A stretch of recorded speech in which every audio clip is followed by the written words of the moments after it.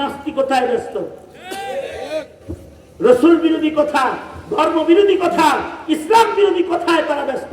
কারণ তাদের ঈমানটাকে খেয়ে ফেলা হয়েছে, তাদেরকে পূজার উৎসাহ দেওয়া হয়েছে, গোমাতা শিক্ষা দেওয়া হয়েছে, মুহাম্মদুর রাসূলুল্লাহর শান শিক্ষা দেওয়া হয় নাই।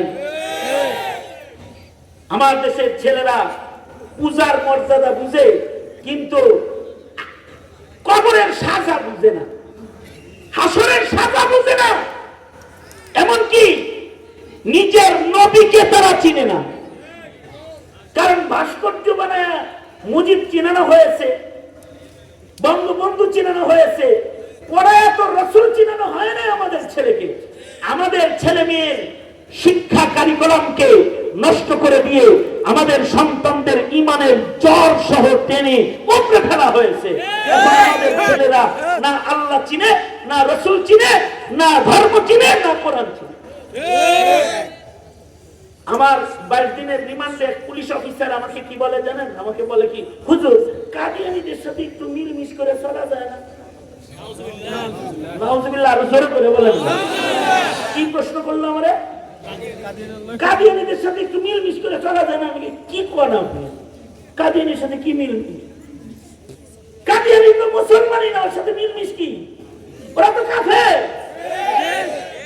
কি কথা বলেন না কেন? কাদিয়ানীরা কি মুসলমান না কাফের? এবার আমার প্রশ্নের একটা উত্তর দেন। কাদিয়ানীরা যে কাফের এইটা শিখানোর মতো এক পাতার শিক্ষা কি স্কুল কলেজের কোন জায়গায় বিদ্যমান আছে?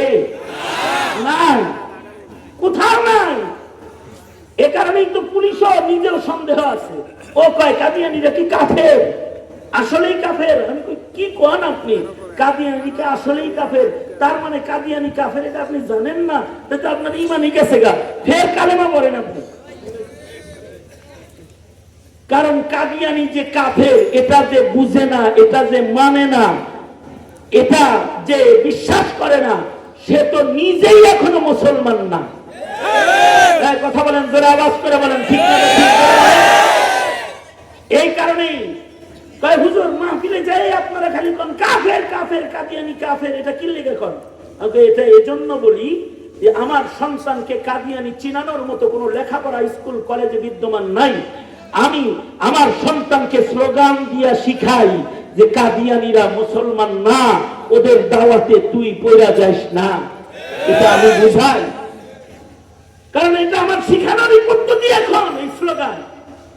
আমি তো যেখানে মাহফিলে যাই সেখানে বলি, তোরা যারা বাড়ি ঘর করবি, নিজের টাকায় বাড়ি ঘর করবি, তো বাড়ির গেটের ভেতরে লিখে দিবি কাদিয়ানীরা কাফের।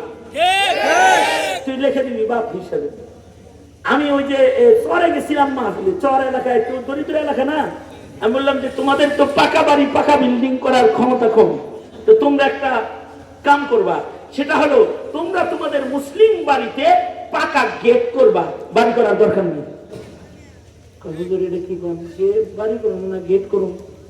আমি বললাম যে গেট করবা, এই গেটটা তোমাকে নবীর শাফাআতের কাছে নিবে, এমন একটা গেট করবা। গেট কইরা পাকা গেটে লেখা দিবা কাফের কাফের, কাদিয়ানীরা কাফের, এটা লেখা দিয়ে দিবা। লাভ কি হবে? লাভ হলো তোমার এই পাকা গেটের নিচ দিয়ে তোমার নাতিপুতি যাতায়াত করবে যুগের পর যুগ। একদিন তুমি থাকবে না, তোমার নির্মিত গেট তোমার নাতিপুতিকেও শিক্ষা দিবে কাদিয়ানীরা মুসলমান না, ওরা কাফের।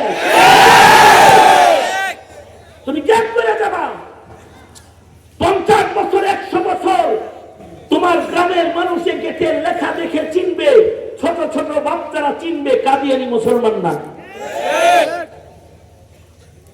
আরো স্লোগান লিখবা, ফাঁসি ফাঁসি ফাঁসি চাই, নাস্তিকদের ফাঁসি চাই। তাইলে বুঝবে নাস্তিকতা এটা মুসলমানের কাজ না, ইসলামের নাস্তিকতার শাস্তি হলো, জোরে আওয়াজ করে বলেন, এখন ইসলামী হুকুমত না দেশে, তাই ফাঁসি দেওয়া হয় না। কিন্তু কবরে গেলে, কবরে যাওয়ার সাথে সাথে কি শুরু হয়ে যাবে, ঠিক না বে ঠিক? জোরে আওয়াজ করে বলেন। কারণ কবরে নেতাকে এটা না জিগাইলো নবীকে এটা কিন্তু কবরে যাওয়ার সাথে সাথে জিজ্ঞাসা করা হবে।